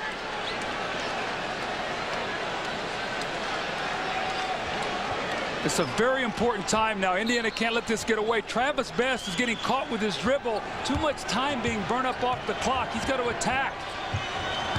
Miller driving on Harper. Kukoc cuts him off. Nice pass inside to Dale Davis, who's wrapped up by Rodman. That's Dennis's third. Next Saturday at 1 Eastern on NBC, Lisa Leslie, Dawn Staley, and college star Shamika Holtzclaw lead the USA at the Women's World Championships of Basketball in Berlin. That's next Saturday at 1 Eastern on NBC. Doug, I've noticed in this series that one of the reasons why Travis Best dribbles the ball so much is that he has a hard time passing off the dribble. Mark Jackson can pass off the dribble. John Stockton can pass off the dribble. But when Best makes the pass, he's got to pick it up and pass it with two hands. Dale Davis hits that one, making him 2 of 8 at the line tonight.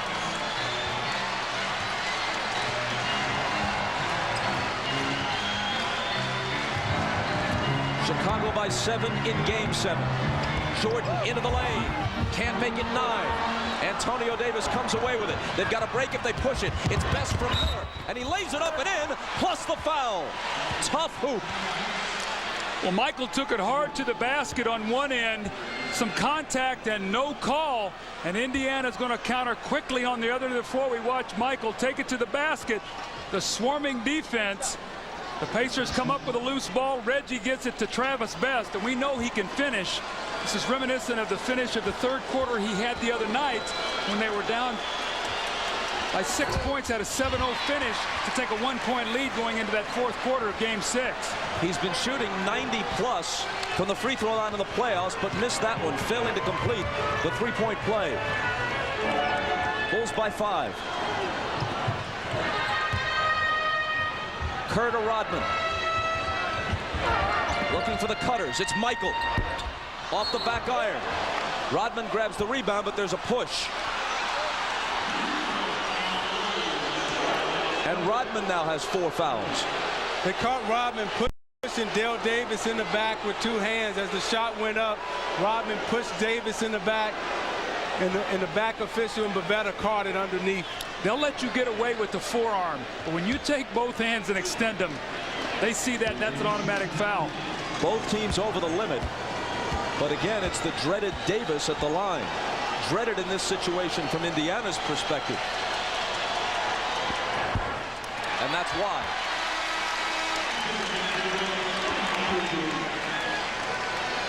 Scottie Pippen comes back in. Michael Jordan for a breather with 58.5 seconds to play in the third quarter. If this game is close in the fourth quarter, can you keep Dale Davis in?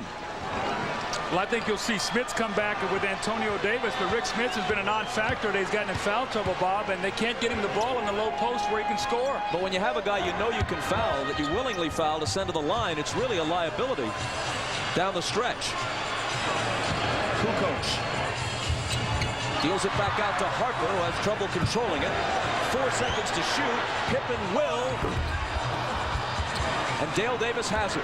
Get a quick 2-for-1 here. They're going to call a set play and go for one shot. They love to have Reggie come off a double screen up here at the top and flare for a 3. They can cut it to 2 or maybe 1 if they connect on a 3 here. It's Best driving on Kerr. Back out to Antonio Davis. 4 seconds to shoot. Does Best know that? McKee does, but it's short. Kukoc has it. 7 seconds to get off the quarter's final shot. Steve Kerr, long 3. And it comes up way short. The Bulls led by 3 at the half. They tack a point onto their lead in the third quarter. Final 12 minutes of regulation coming. The Pacers and the Bulls separated by 4 points. We're back after this from your local station. You're watching the NBA on NBC. This copyrighted telecast of the National Basketball Association may not be retransmitted, reproduced, or rebroadcast without the express written consent of the NBA.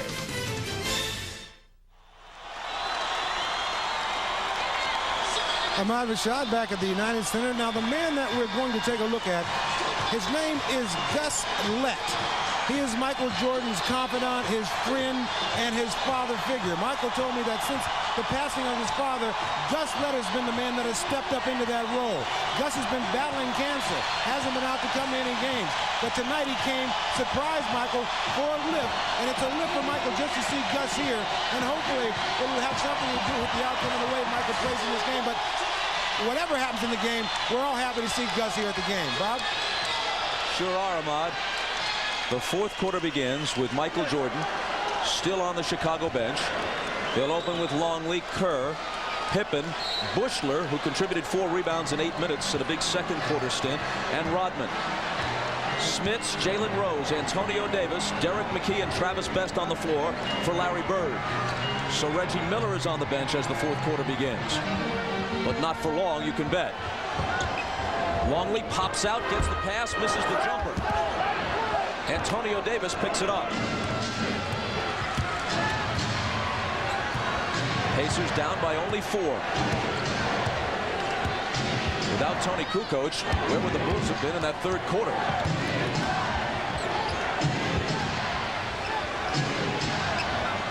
McKee has it knocked away by Pippen, and Scotty eventually comes up with it. Best went for the steal and got a piece of it, knocking it away from Kerr and into the hands of Antonio Davis. Now remember, this unit got very stationary in the second quarter, start posting up, got themselves in trouble. They got to move the ball. They get it inside to Antonio Davis, and he's fouled.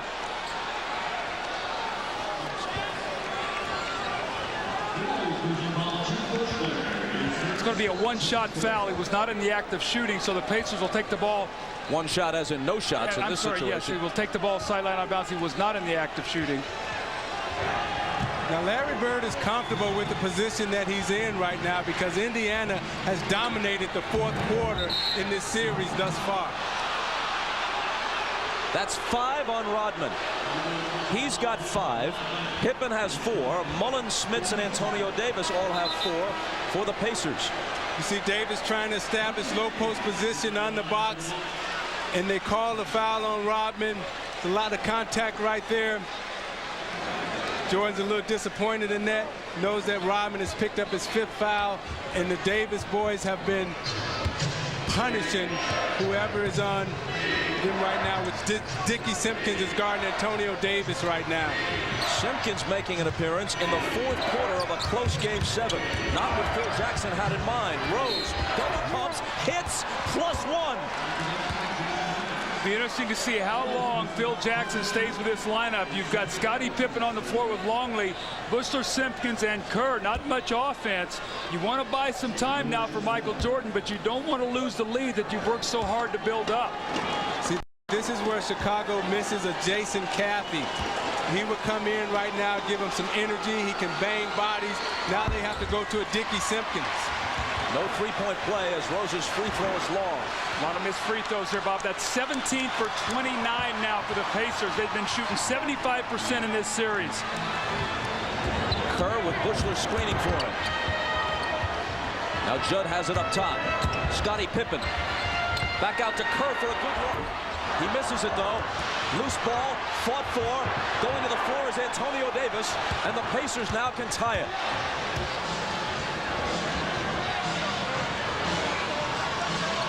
Bushler is on Rose.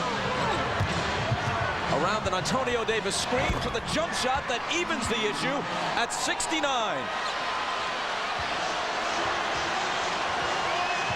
Chicago once led by as many as 8.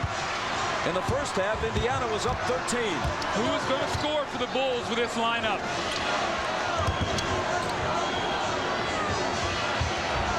Bushler, his first shot. He missed it. Simpkins diving for the loose ball along with Travis Best. And the foul is on Best of Indiana. For Travis, that's number 3. 9:27 left. Nothing nearly decided yet. The NBA on NBC is brought to you by Budweiser. Now is the perfect time to enjoy a fresh, cold Beechwood aged Budweiser.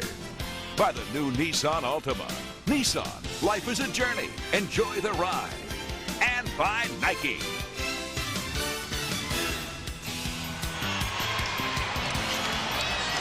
We trust pilot Richard Daniels is enjoying this one from the Goodyear Blimp Stars and Stripes, and why not? Tied at 69, 9:27 left in the fourth.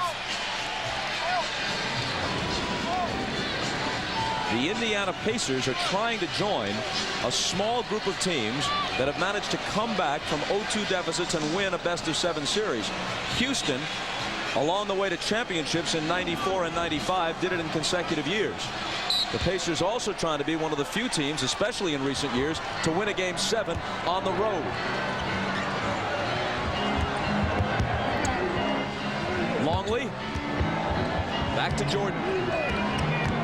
Jordan spinning, twisting, looping one up there, no good. And finally a whistle stops play as the ball goes over to Indiana. Today, Michael Jordan now 7 for 19 from the floor. Scottie Pippen 4 of 15. So the guy who's really kept him in this game offensively has been Tony Kukoc. And what Michael Jordan is thinking right now, he knows that he only has one more energy burst. And when does he put it on? Did he put it on 7 minutes, 5 minutes, 4 minutes, 3 minutes? Kerr fouled best, and for Kerr, that's 3. That's also 14 fouls, so the next one, the Pacers will be shooting the rest of the way. That could be an important stat as we close up this game. And the Pacers have only one team foul with 9 minutes left. Smits backing in on Kukoc for the jumper. It rolls around and drops home, plus you can tack a foul onto it. See, there's no resistance from Kukoc. Smits was able to get the ball back down, and as he spent into the lane, Kukoc reached in. You see him establish the position. Now he'll take 3 dribbles, get his feet together, and Kukoc reaches in, tries to slap down. Smits goes to the line for the possible 3-point play. Which he completes. Indiana's on an 11-0 run, and they lead it now by 3. Jordan, meanwhile, has missed his last 5 shots.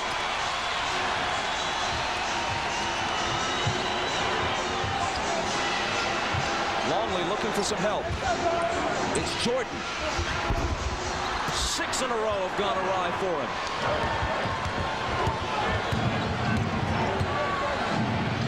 Miller with Michael on it. Kukoc is playing Smits, drop that ball in the post and get out of his way. They do, but this time he can't convert. Antonio Davis over the back of Luke Longley. And that's 5 on Antonio as we go to Jim Gray.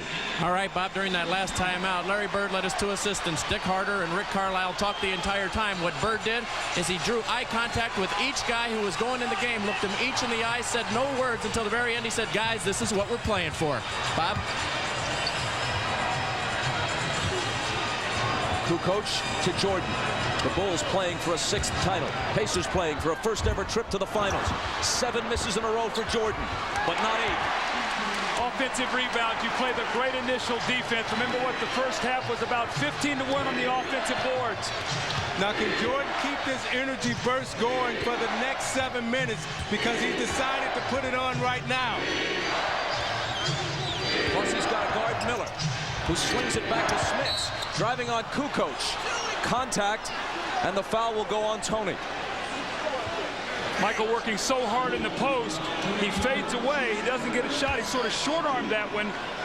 Longley tips the ball to Michael. Then you see the strong effort to finish it up. For the next 7 minutes and 37 seconds, the Pacers go to the line on any foul, including this one, with Smits shooting 2, trying to add to what is now a 1-point lead. Rattles in and out. Bob, the interesting thing to me, the last 3 possessions, Tony Kukoc has been playing Rick Smits. Longley's been doing such a great job, and Longley's not in foul trouble. He only has 3 fouls. And if the Pacers lose this game, they'll be able to go back and chart it right there at the free throw line. They survived a lot of missed free throws in their Game 6 win. We'll see what happens tonight. Jordan to the hoop. And he'll come to the foul line after an explosion to the basket. He can't do that as often as he once did. He can't do it throughout the game. But when he needs to, the explosion is there. Bulls get Rick Smits involved in pick and roll. He can't jump out there to stop it. The Bulls know it. Look, he can't move his feet. He opens up, and he ushers Michael right to the basket for the dunk. So look for the Bulls now to get Rick Smits involved in as many plays as possible where he has to move his feet. And see, Doug, the great players have an understanding of the game and where to pick their spots and how long they can sustain that rush. Jordan with 24. The Bulls up by 1. Longley back on Smits. Smits shoots over him. And another chance for a three-point play as Longley picks up his 4th foul. So you watch Smits fighting Longley in the low post. He gets his balance and he takes the dribble, makes Longley move. Longley gets the elbow extended, pushes him off. Dick Babette is underneath, blows it, gives him the possible three-point play. Derek McKee in the game. Why is he in the game? A fresh defender on Michael Jordan.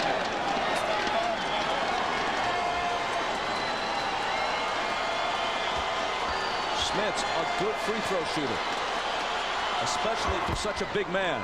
See if they go back to get Rick Smits involved in the play here with either Michael Jordan or Scottie Pippen, make him move his feet. Clock winds down towards 7 minutes to play in the 4th. Ball out of bounds to Chicago.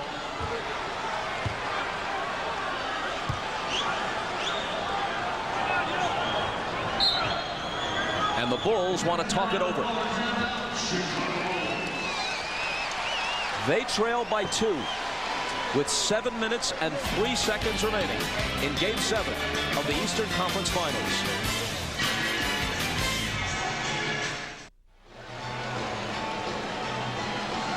Lots of ways to measure the pressure of a Game 7. Here's one of them.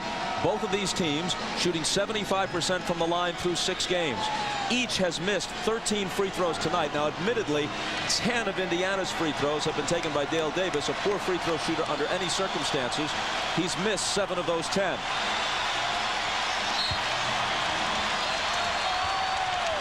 The Bulls look for the tying basket. Longley. Kerr for the lead. It isn't there. And a foul on Longley as he tries to take the rebound away from Antonio Davis, and now Longley has 5. This was a great set play the Bulls ran coming out of this timeout. They did it to set up Steve Kerr for a 3. It looked like he had an open look, but at the last moment, one of the Pacers closed in on him and got a hand up on his shot. The big men for both teams are in foul trouble. Smits and Antonio Davis with 5. Rodman and Longley each with 5. The Pacers have only 3 team fouls. They have 1 more to give. But the Bulls are over the limit, and Antonio Davis hits the first one. Now, Smits is in such an offensive groove right now that Indiana's going to keep going right back to him. 1 of 2. Pretty much consistent with the way these teams have been shooting free throws with everything on the line in Game 7. Jordan knocked away by McKee and cleanly. 3 Pacers surround Michael. And a jump ball is called. You're in a Game 7. This ball goes loose on the floor. Every possession vital. You see the nice hands by McKee. Watch now the players go down on the floor. Michael trying to get it back. He's very fortunate he didn't hurt his right leg. You see him get bent underneath him there. How big is this jump ball right now? You get this jump ball, you got a chance to go up 5 with 6:30 to go. Michael can really jump, but Smits is 7-4. Smits tipped it, but right to Pippen. Best up on Kerr.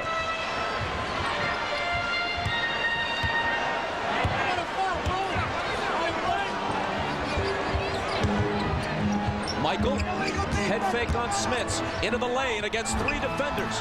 Can't put it down. Loose ball tipped out to Pippen. Kerr can tie it, and does.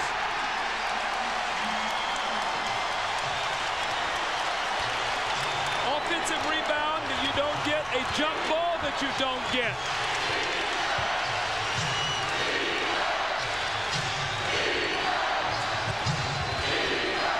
Antonio Davis gives the Pacers the lead again. I don't think you're going to see any flopping fouls in this last 6 minutes. The referees are going to make you earn it now. Game 7, nothing's going to be easy. Well, there was a no call because Pippen was inside the dotted line area. Jordan to the hoop. And an Indiana foul. Michael will have to hit them both for the Bulls to draw even. Steve Kerr spotting up. He's been big today. This is his 11th point of the game. And that's a huge shot because you give up a jump ball and you also don't get an offensive rebound. And now the give and go, Tony Davis on the bank shot. And Zeke, a good call. He was in the dotted area. Now, Doug, Jordan turned on the Jets. 8 minutes to go. And let's see if he has enough to continue down the stretch, because he's really going hard and they're really putting the body on him. Derek McKee committed his third foul. Kukoc goes out. Rodman back in. These teams have played every other day now, dating back to Game 3 a week ago yesterday in Indianapolis. Now, both are veteran teams, but Indiana is deeper, and two of Indiana's key reserves, Rose and Best, are energetic young players. You have to believe that if fatigue hits anybody first, it would be Chicago. Tied at 79. 5.5 minutes to decide it. Utah awaits the winner. Michael's guarding Reggie now. That's going to be more energy he's going to burn. Best trying to drive on Kerr, pushed off of him for an offensive foul. And now Best has 4. Yeah, see, Best was trying to turn that corner. Smits had his man sealed. Best was trying to turn the corner, and he used that forearm just to push Kerr off. One of the things we've not seen in the last couple Pacer wins is Mark Jackson in the fourth quarter. It's been the Travis Best show. Today, Larry Bird is coming back with Mark Jackson, the more veteran player. The veteran player, and he also poses the mismatch for Kerr because he can bag Kerr into the post. Michael from Kukoc. Bounce pass to Longley. It won't go. Miller and Pippen battling, and Scotty comes away with it.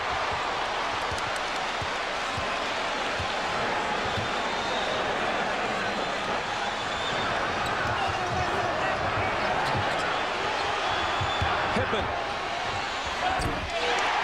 Chicago leads it, 81-79. You can't give a championship team multiple shots on their home floor.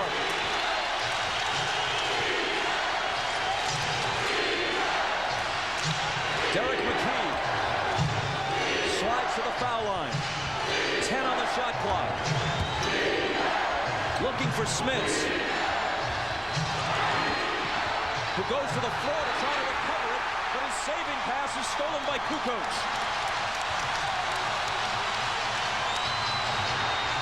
Jordan taking it to the basket, taking a pounding. Players spilling all over the floor, and Jordan coming to the free throw line. The offensive rebound by Scottie Pippen. Reggie Miller's got to come up with this ball. It's a critical play. And what does it lead to? It leads to Scottie Pippen off the little stagger screen and the open jump shot. You see now a jump ball that they didn't get, they get a 3 off of, and an offensive rebound. That's 5 points in a game like this. It gives them a 2-point lead.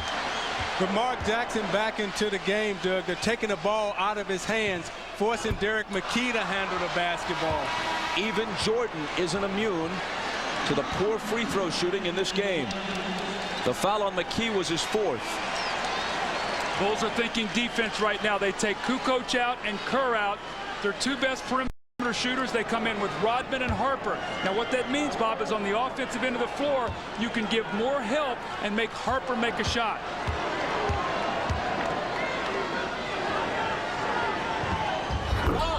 Michael misses them both. 8 of 13 at the line. Is fatigue a factor? Now, if you're Mark Jackson right now, you got to keep your dribble. You can't give up on your dribble. Smits can't hit the hook.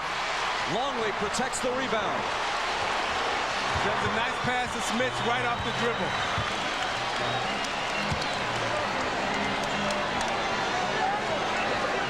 McKee draws the defensive assignment on Jordan.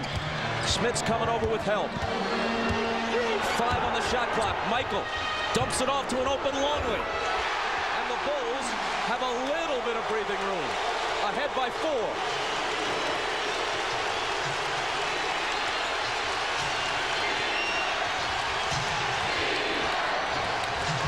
McKee, and he travels.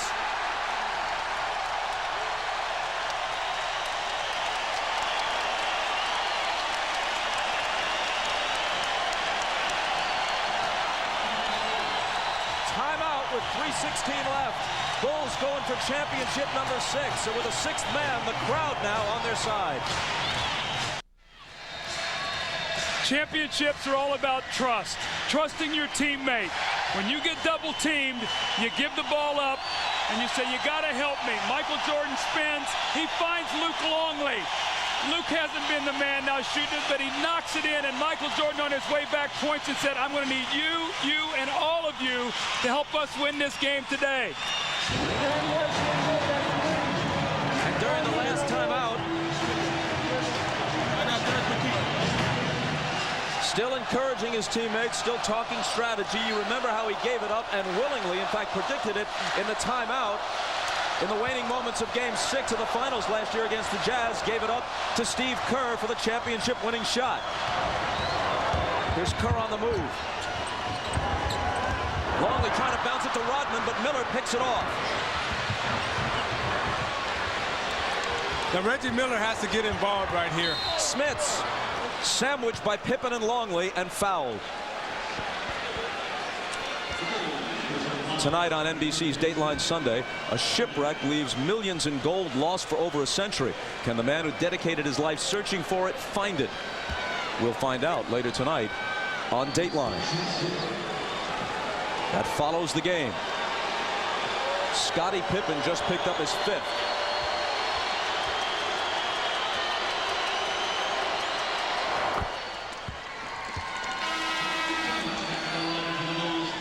Pippen, Longley, Rodman, all with 5 fouls for Chicago. Phil Jackson now coming back with his offensive team. He has Kukoc in for Rodman and Kerr. Both of those guys excellent three-point shooters. Doug Miller's got to get into this game. He hasn't taken a shot the 4th quarter. He's got to get involved. He hasn't scored since 3 minutes and 30 seconds remain in the 3rd quarter. He's stuck on 22 points. 2-point Chicago lead. Michael Jordan. Every time he takes it to the hoop.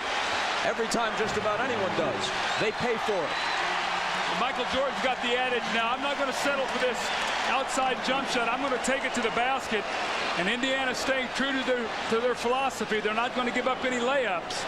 See, the great players understand their bodies and they understand their energy rush. Jordan's going to the basket right now, not necessarily looking to score, but to absorb the contact and go to the free throw line. He increases the lead to 3. Each team has 3 men with 5 fouls. We mentioned Longley, Pippen, Rodman, Antonio Davis, Derek McKee after that last personal, and Rick Smits, all with 5 for Indiana. Rodman back in now for Kukoc, so you're going to see the offensive defensive substitution every time there's a dead ball in the last 2.5 minutes. Michael gets them both. 28 points for Jordan. Jackson out of the backcourt. Harper with him. Jordan on Reggie. 10 on the shot clock. Jackson driving on Pippen, dealing out to Miller. Big 3, won't go. In fact, an air ball, but it works like a perfect pass to Antonio Davis. Again, a 2-point game. Pippen driving, throws up a little hook. It bounces home, plus a foul.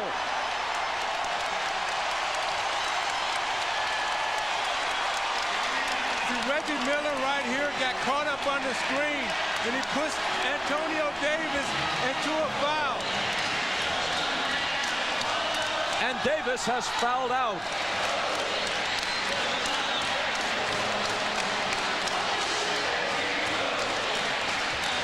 Serenaded by Ray Charles with Hit the Road Jack as he takes his seat. See, he's upset right now because he knew he wasn't supposed to pick up that foul. Miller should have either slid under that screen or knocked Scottie off of it, but he pushed Antonio Davis into a switch that he really couldn't compete with Pippen's foot speed. So now they have to bring Dale Davis back in. And keep in mind what a poor free throw shooter Dale Davis is.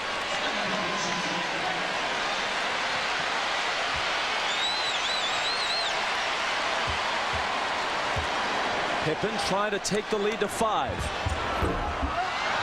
which he cannot do. But Jordan outbattles 2 Pacers for the rebound. And now he'll take some time off the clock. Michael's going to open the court here and attack.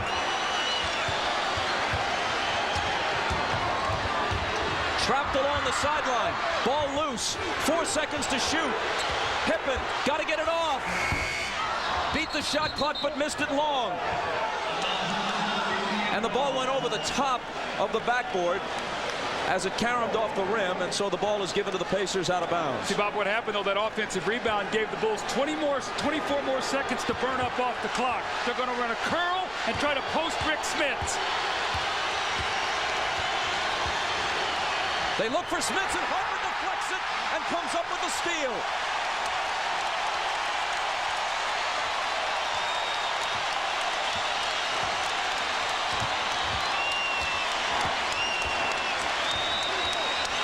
Pippen looking inside.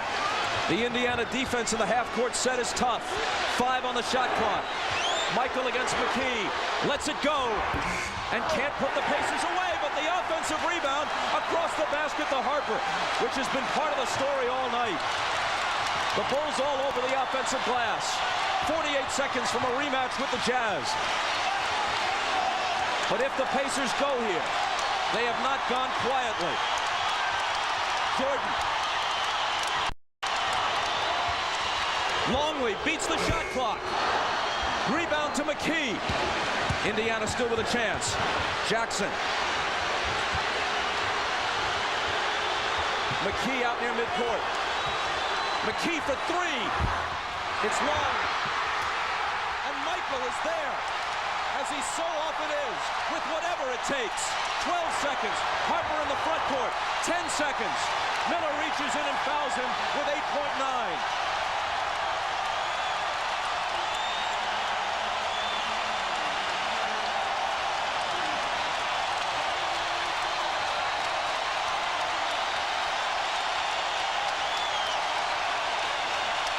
It appears the Bulls will survive the Pacers. But what Michael Jordan termed a bump in the road was anything but. It was a mountain to climb. And they barely reached the summit, if in fact they have. 5 points with 8.9 on the clock. The Pacers have been a poor offensive rebounding team all year. Part of that statistic attributable to the fact that they shoot well from the field, but nonetheless, they've usually been beaten on the offensive glass. It really caught up with them tonight. 22 offensive rebounds for Chicago to the Pacers 3. Smits grabs the rebound and asks for a timeout. 7.7 on the clock. Back to the United Center after this. Indiana has shot 50% tonight. Chicago only 38%. But because of the disparity on the offensive glass, Chicago has taken 22 more shots than the Pacers. In fact, Indiana has hoisted up only 54 shots. The NBA playoff record low since the advent of the shot clock is 53. You can't score if you don't get shots off. At least you can't score enough. And if you don't get rebounds, you're not getting any second chances. Bob, I go back to that jump ball when it was a 3-point game, and the Bulls came up with it, and the Pacers had a chance to go up 5.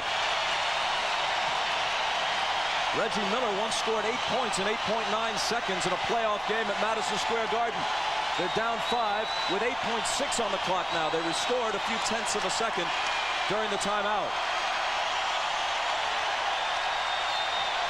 McKee looks to get it in. Reggie running off screens, but it's Smits with a quick turnaround and miss. Dale Davis can't hit the tip. Longley has it, protects the ball, and on to the finals. For the 6th time in 8 years, go the Chicago Bulls.